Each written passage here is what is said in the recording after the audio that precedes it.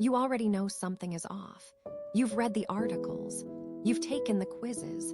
You know what your attachment style is. And yet, you're still doing the same things, still chasing the people who pull away, still pushing away the ones who stay, still lying awake wondering why love feels so hard for you when it seems to come so easily to everyone else. This video is not going to tell you what anxious attachment is. You already know. This is about what nobody tells you after you find out. There's a moment a lot of women describe when they first learn about attachment styles. A kind of relief. Like someone finally handed them the manual to a machine they'd been trying to operate their whole life. Oh, that's why I do that. That's why I read into everything. That's why I go cold when someone gets too close. That's why I want love so badly and can't stop sabotaging it. The relief is real. But then something else sets in. Because knowing why you do something doesn't automatically stop you from doing it. And that's the part that's hard to talk about. You can have every insight in the world and still send the text. Still pull away. Still choose the wrong person. And wonder what is wrong with you. Nothing is wrong with you, but we need to talk about what's actually happening. Your attachment style is not your personality. It's not who you are. It's a survival strategy your nervous system built based on what love looked like when you were too young to have any other choice. If love was inconsistent, sometimes warm, sometimes cold, never predictable, your nervous system learned to stay on high alert, to monitor everything. To chase connection because connection felt like it could disappear at any moment. That's anxious attachment. If love came with conditions, if needing someone always cost you something, your nervous system learned to need less, to build walls, to protect itself by staying distant from the very thing it wanted most. That's avoidant attachment.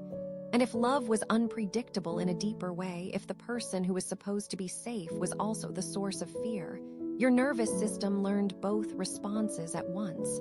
Want it, run from it, need it, destroy it. That's fearful avoidant. None of these are flaws. They are adaptations. Your nervous system did exactly what it was supposed to do. It kept you safe. The problem is it never got the memo that you're not in that situation anymore. So here's the part that trips everyone up. You know your attachment style. You understand where it came from. You can explain it to a friend over coffee. And then he doesn't text back for 2 hours and you're right back in it. Heart racing, checking your phone, constructing entire narratives about what that silence means. This isn't a failure of understanding. This is how nervous systems work. Your logical brain can learn something in an afternoon. Your nervous system needs repetition. It needs evidence. It needs to experience safety over and over and over again before it starts to believe that safety is real. You can't think your way out of an attachment style. You have to feel your way out. And that takes time.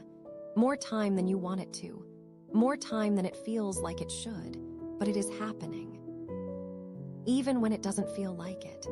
Let's talk about what this actually looks like when you're dating or in a relationship. If you have anxious attachment, you probably already know the pattern. You are drawn to people who run a little hot and cold. Not because you like the pain, but because the uncertainty activates your nervous system in a way that feels like chemistry.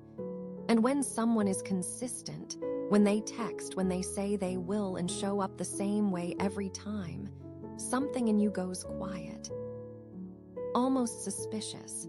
That's not a red flag about them. That's your nervous system not knowing what to do with safe. If you have avoidant attachment, you probably know a different version. Things are going well, really well, and then something shifts. They want more. They're getting too close. And you feel it before you can even name it, a slow withdrawal. A need to create space. Not because you don't care, because you care so much it terrifies you. And if you're fearful avoidant, you might recognize both. The chase and the retreat, living in both at the same time. wanting to be loved and convincing yourself you don't deserve it in the same breath. These patterns are not who you are. They are what you learned. And what you learned you can unlearn. Here's what healing your attachment style actually looks like. And I want to be honest with you because I think you deserve that more than comfort. It's slow. It doesn't happen because you read enough or understand enough or wanted enough. It happens in the moments between trigger and reaction. When you notice the spiral starting and you choose to sit with it instead of immediately acting on it. When you feel the urge to pull away and you stay anyway. When you feel the urge to chase and you put the phone down. Just once. And then again. And again. It also happens in the relationships you choose. Because here's something nobody says enough. You cannot heal an anxious attachment style in a relationship with someone avoidant. The dynamic will keep reactivating the wound faster than you can heal it. Healing happens in safe relationships, with people who are consistent, who communicate, who stay. And yes, that might feel boring at first. That calm, that steadiness, it might not feel like what you've always called love. That's okay. Let it feel boring for a while. What you're feeling is actually just safety. And you've never had enough of it to know what it feels like. I want to leave you with something. The version of you that developed your attachment style, she was doing the best she could with what she had. She learned to love the only way love was ever shown to her. She was not broken.